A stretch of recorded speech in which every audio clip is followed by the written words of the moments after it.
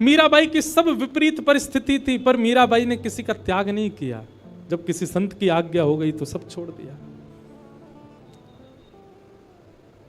तो कथा जो है हमको कैसा बनाती है कि फिर संसार के अर्थ तो आएंगे जीवन में, लेकिन आपको अनुभव नहीं होगा उनका। अभी संसारी व्यक्ति का स्वरूप कैसा होता है कि दाल में नमक नहीं है तो वो एक ही रोटी खाएगा फिर। लेकिन आध्यात्मिक व्यक्ति का स्वरूप कैसा हो जाता है कि जैसा बना है इतना मिल जाए कि हमसे भजन ना छूटे, वो पाई लेगा। आध्यात्मिक व्यक्ति व्यवस्थाएं नहीं देखता। फिर आध्यात्मिक व्यक्ति को यह लगता है कि चाहे जैसा हो ठीक है, सब में हम राम राम तो भज पाएंगे, हम ठाकुर जी को स्मरण तो कर पाएंगे, जैसी है ठीक है, हमको स्वीकार है। वर्सेटाइल बनाती है कथा आपको। और क्षमा कीजिएगा, ऐसे कथा सुन सुन के नहीं बन पा रहे हो तो आप कथा सुन नहीं रहे हो, टाइम वेस्ट करते हो आकर करके। कथा सुन करके तो ऐसे हो जाओ सहज, चाहे जैसी स्थिति जैसी परिस्थिति, संसार में जैसे लोग, जीवन में जितने आर्थ विपत्ति पीड़ा कष्ट, आप प्रसन्न ही रहो, आप अपने समभाव में रहो। कोई दिक्कत आपको दिखनी नहीं चाहिए, होनी नहीं चाहिए। और छोटी छोटी बात पर सिर चढ़ जाता है आपका। ठाकुर जी मन में विचार करेंगे जाते मैं कैसे मिलूं, जो नेक नेक सी बात पे तो या को मूड चढ़ जाए, और मेरो तो स्वभाव है खेलना, और मैंने कहीं जाके या तो नेक खेल कर दियो सो ही रोने लगेगा। अब देखो गोविंद दास जी एक अष्ट सखाओं में एक सखा हुए गोविंद दास, देखो यहाँ अष्ट सखा भी बैठे हैं, पीछे दिख रहे हैं ना, ठाकुर जी के बगल में 1 2 3 4 सखा यहाँ बैठे हैं, 4 सखा इधर बैठे हैं। तो गोविंद दास जी एक गोविंद दास सखा हुए ठाकुर जी के। अब ऐसी लीला है कि पढ़े लिखे लोग तो इस लीला को सुनकर के बोलेंगे बताओ ऐसा भी होता है, पर वास्तविकता यही है। तो गोविंद दास जी ठाकुर जी उनके साथ खेलते थे। गुसाई जी तो आरती करते श्रीनाथ जी की, और सामने बैठे गोविंद दास को देख करके ठाकुर जी अपने सेन चलाते। गोविंद दास कहते डट जाओ आरती चल रही है अभी, और किसी दर्शनार्थी को नहीं दिखता था, बस गोविंद दास को दिख रहा है, सूरदास जी को दिख रहा है, चीत स्वामी जी को दिख, इन अष्ट सखाओं को ही दिखता था। महाराज ऐसी ऐसी लीला गोविंद दास जी के संग करते। गुसाई जी श्रृंगार कर रहे हैं ठाकुर जी का, तो श्रृंगार में मोतियों की लड़ पहना रहे हैं। अब गुसाई जी तो श्रृंगार करते करते इधर उधर कहीं गए, सामने बैठे गोविंद दास पद गा रहे हैं। आज ठाकुर जी की पीतांबर अति सोहे, गले में वैजंती माला अति सोहे, सिर पर मुकुट अति सोहे। ठाकुर जी यहां मोती उठा रहे हैं, मोती उठा करके गोविंद दास पे मार रहे हैं। गोविंद दास के सिर पे महाराज गुम्माटा उठ गया। गुम्माटा समझते हैं, कभी कभी सिर में जोर से लग जाए तो ऐसे उठ जाता है ना, गोविंद दास का सिर में गुम्माटा उठ गया। तो गोविंद दास पद गाते गाते देखिए ठाकुर जी मोती मार रहे हैं, ऊपर से ठाकुर जी ऐसे सींग दिखा रहे हैं। ये लीला गोविंद दास को दिख रही है, बाकियों को ठाकुर जी ऐसे ही दिख रहे हैं।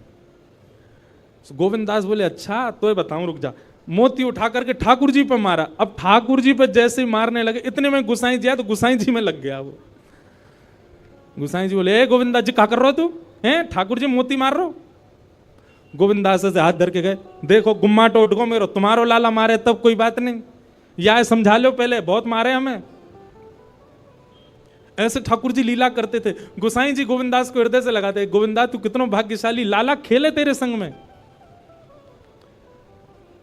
दोपहर में हमारे ब्रजमंडल में सारे मंदिर बंद हो जाते हैं 12-1 बजे। उसका भाव यह कि ठाकुर जी गैया चराने गए हैं। अब तो दोपहर के समय जैसे मंदिर बंद होते, ठाकुर जी महाराज फेंटा कस के आ जाते, ए गोविंदा चल खेलवे चल रहे हैं। ठाकुर जी गोविंद दास के संग खेलने जाते। एक दिन ठाकुर जी बोले गोविंदा तू घोड़ा बन जा, मैं तेरे ऊपर बैठ के डोलूंगो। गोविंद दास जी घोड़ा बन गए। घोड़ा बन के ठाकुर जी ऊपर बैठ गए, और गोविंद दास की 2 पौनी बना दी ऐसी, और 2 पौनी इनको ऐसे पकड़ पकड़ के ठाकुर जी चला रहे हैं। और ठाकुर जी तो खेलें भैया, कछु भी कर सकें। इसलिए भैया ज्यादा नखरेबाज यदि हो तो ये बात लिख लियो, ठाकुर जी ना मिलवे वारे आप हैं, नेक्से से नमक पे मिर्ची पे नींबू पे ये घर में अधर कर दियो महाराज, ऊधम मचा दियो, ऐसी नहीं चलो रात भर सोए नहीं। इतने अव्यवस्थित यदि हो तो यूं समझ लियो ठाकुर जी नहीं मिलेंगे आपको, क्योंकि ठाकुर जी तो व्यवस्था छीनते हैं, उल्टा करते हैं ठाकुर जी। गोविंद दास के ऊपर बैठ गए और उसको चलाने लगे। अब चलते चलते गोविंद दास रुक गए, तो ठाकुर जी बोले ए गोविंदा चल, ए मेरे घोड़ा चल। गोविंद दास जी बोले जय जय जय जय नेक उतर जाओ। ठाकुर जी बोले काय को। गोविंदास जी बोले लघु शंका लगी है, नेक मुझे जानो है, नेक उतर जाओ। ठाकुर जी बोले ऐसी बात कर रहे हो गोविंदा, हैं?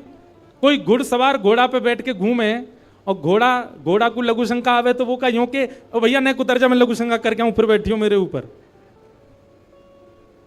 गोविंदास जी बोले तो कहा आज्ञा? बोले आज्ञा वो ये जो कह रहा हूं, जैसे घोड़ा बिना आज्ञा लिए अपने व्यक्ति को ऊपर बैठा के सब काम कर ले, वैसे तू कर ले।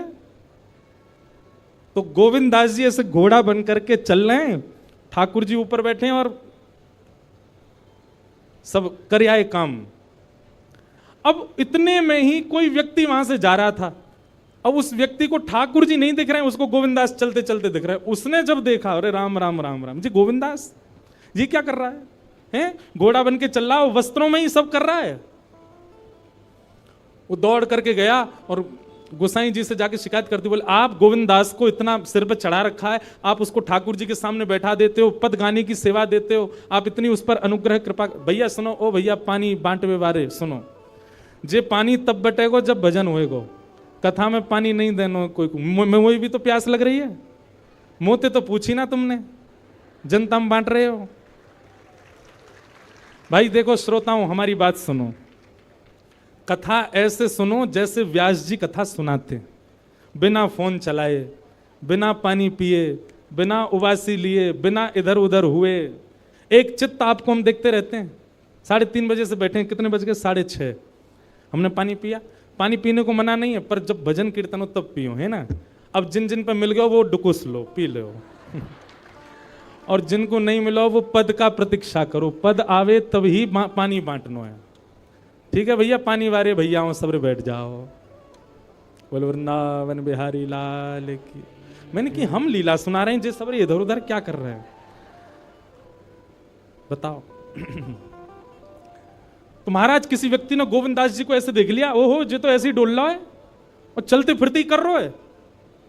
गोसाई जी से जाकर के शिकायत कर दी और गोसाई जी से कही, बोले गोसाई जी आपने गोविंदास को बहुत सिर पर चढ़ा लिया आज। अरे भाई, खड़े होके लघु शंका करना भी मना है शास्त्रों में, वो तो ऐसे बैठ करके चलते चलते कर रहा था, वस्त्रों में ही कर रहा था, इतना अपवित्र, और आप उसको मंदिर की सेवा देते हो। गोसाई जी को सुन करके अच्छा नहीं लगा।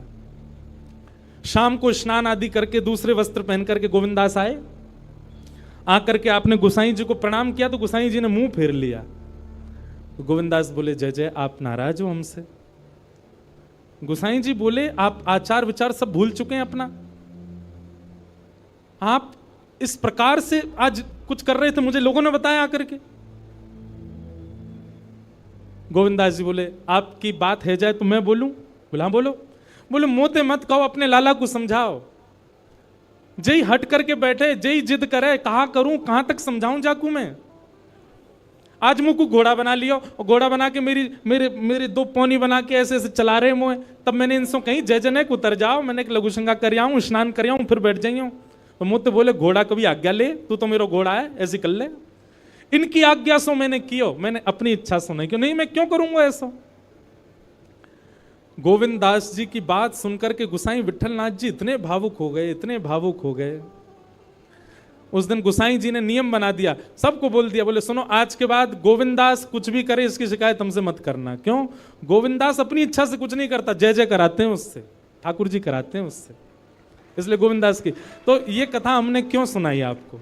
ये कथा हमने उन लोगों को सुनाई है जिनके नखरे बहुत हैं, जो देहाभिमान शून्य नहीं है, जिनका देह इतना अभिमानी हो चुका है कि उस देह के अकॉर्डिंग यदि कुछ ना मिले तो वो विचलित हो जाते हैं। उस देह के हिसाब की अगर कोई वस्तु ना मिले तो वो ऐसे हो जाते हैं, मतलब लड़ लेंगे किसी से, कुछ भी कर देते हैं। इतना ज्यादा देहाभिमानी व्यक्ति यदि हो गया, ठाकुर जी उसको नहीं मिल सकते। घर में जो बने प्रेम से पाले, जैसी व्यवस्था मिले प्रेम से सहले, जैसा व्यक्ति मिले, जैसा व्यवहार मिले, जैसा आपके साथ होवे, सबको स्वीकार कर लेवे। ठाकुर जी वास्तव में, ठाकुर जी विपरीत स्थिति देख के आपको चेक करते हैं कि ये अब विचलित होगा कि नहीं। हमारा विचलन ठाकुर जी को संकेत कर देता है कि हम उनके योग्य नहीं हैं। इसलिए भैया, परीक्षा आने पर सिर पकड़ के वही बालक बैठता है जो पढ़ता नहीं है। लेकिन जो पढ़ा लिखा बालक होता, अच्छे से जिसने अध्ययन किया, वो तुरंत कलम उठा के लिखना शुरू कर देता है। ऐसे ही आध्यात्मिक व्यक्ति है। आध्यात्मिक व्यक्ति कथाओं में जाकर के, सत्संग सुनकर के वो इतना देहाभिमान शून्य हो चुका है कि जीवन में आने वाली विपरीत अवस्था रूपी परीक्षा, उसको देख करके वो सिर पे हाथ नहीं धरता, परेशान नहीं होता, उसका हल करता है, उससे निवृत्त होता है। इसलिए कथा सुनने के बाद कथा ने आपको स्वीकार किया, इसका एक प्रमाण यह है कि फिर आपके साथ जो हो आप उसमें विचलित नहीं होइएगा। अगर आप विचलित होते हैं, अगर विचलन आपके चित्त में आ जाती है, तो इसका मतलब अभी कथा सुनने में, भक्ति करने में, भजन करने में कहीं चूक आप कर रहे हो।